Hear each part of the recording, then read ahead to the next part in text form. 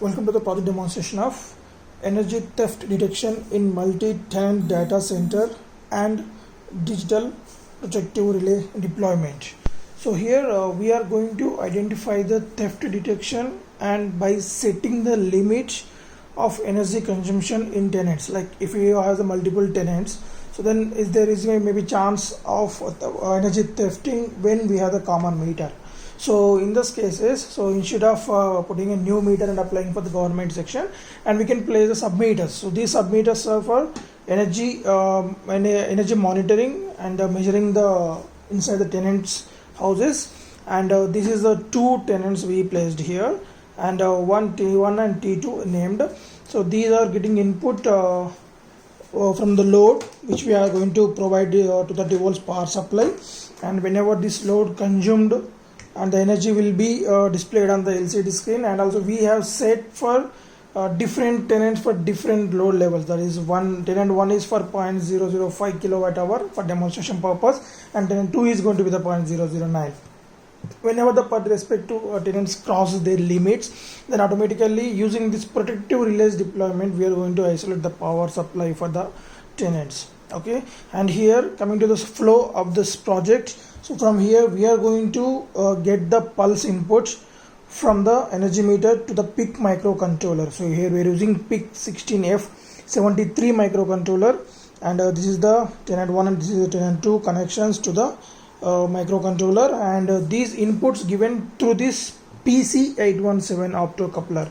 So the PC817 optocouplers, two are placed for the two energy meters. So these are the two PC817 ICs. So the purpose of this 817 is these are the optocouplers. So as we know that in every energy meter there will be a one LED indication, so blinking. So one is power indication, another is LED blinking. So the blinking rate is heavier than when there is a heavy load connected on this energy meter, and if it's a low energy load is connected to that particular energy meter, the blinking rate is very slow. So there is an indication of 3200 blinks completed, then the 1 kilowatt hour is completed. So this is the notation and this is the formulation for the energy meter. And here the particular LED will give the DC power supply, though if is there any short circuit inside the energy meter. So if we take the LED connection directly to the microcontroller without any precaution component, then the microcontroller may get damaged, which is the heart of the project and which is the brain of the total project and is the motherboard. So in order to protect this microcontroller, we are going to use PC817 optocoupler. If is there any damage, if is any heavy voltage generated from this energy meter, then only this particular IC will get damaged. We can replace it easily because it's like a pre-programmed kind of IC. And next, so after that we will get the pulses, same pulses which the particular IC getting from this LED, same pulses will be given to the microcontroller. So as we said, that is a PIC 16F73. So the pins are A4 and C0 pins to the PIC microcontroller. These two are the timer pins.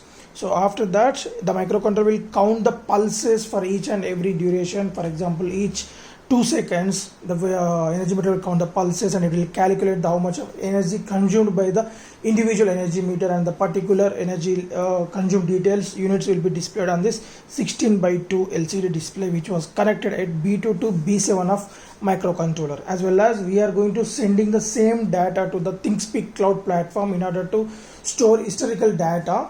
So for that we are going to making use of ESP8266 module, so which is connected to B0 and B1, and in order to control these devices whenever the threshold value crosses, so we are making use of relays, and also the total system powered with transformer, so which will provide the 230 volts to 12 volts, and this is the regulator power supply board, so which will convert the AC to DC with help of these 4 diodes are connected in a pattern of bridge rectifier, and after this capacitor will give the pure DC voltage, and after this 705 regulator will get the pure DC of 5 volts supply to this microcontroller. Once the microcontroller get the power supply, it start reading from the input modules like optocouplers, and it can control the outputs like 2 relays and as well as the LCD display and IoT Wi-Fi module. So before switching on this kit, we need to do some initializing steps in our phone. So that is, we need to enable the hotspot in our phone.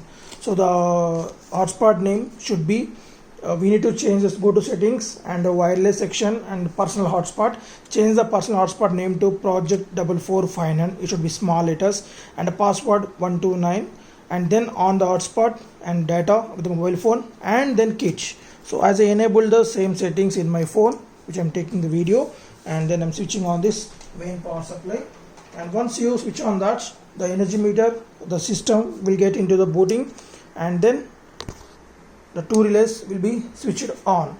So we can see the energy consuming details will be displayed on the LCD. As we said that we set some levels, that is 0.005 for T1 and 0.009 is limitation for the T2. So in the same manner, so from your mobile phone network, so system will send the data to the ThinkSpeak IP from with help of ESP8266. So we can see this now. So the data will be uploaded to the ThinkSpeak. Right, we got a new data. So for every 12 seconds of duration, because the ThinkSpeak basically accept the data for only 12 seconds of duration, before that it won't accept that. So we can see that, right, the T1 energy meter is a 0.0012, and here so it is same 0.0012. So, and if you stay here, so we can get the again real-time data into this. So meanwhile, after getting the new data into the system, I will show you how to download this historical data as well as how to clear the previous data. So in order to clear the previous data, we can get the new data. Okay. Right. So we got another data.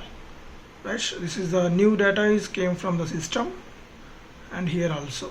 Right.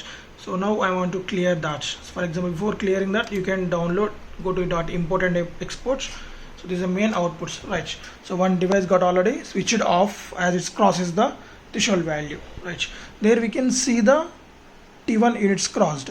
Okay, right. And now go to channel settings and download. So we will get a one file and save that wherever you want. Okay, and then once it's downloaded, just open that file. So it's a CSV comma separated value. So in that one we can see the fields along with the date and time and number of entries. So these are the historical data at which time the energy consumed and total units will be stored in this Excel sheet format. So after getting the historical data, then go to channel settings, and next clear channel. Only do clear channel, don't do any other things, because if you delete that, then it will be problem for us. So you did not get the proper output the next time. Okay, and then once the channel is cleared, and go to private view, so there we can see that the old data is erased, and it will take some time to get the new data. As we discussed initially, it will take 12 to 15 seconds to get the new data and uploaded onto the system. So as we see that now already the T2 also crossed the threshold value.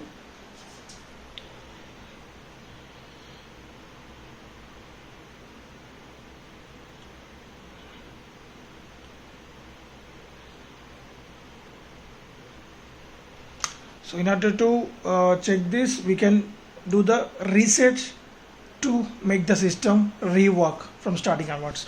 Right, we got the another new arrival data after erasing. Okay, right. So if you want to make the system rerun, just restart this system. That's it. And after booting was done for the ESP86, then it will be restart again. Thank you.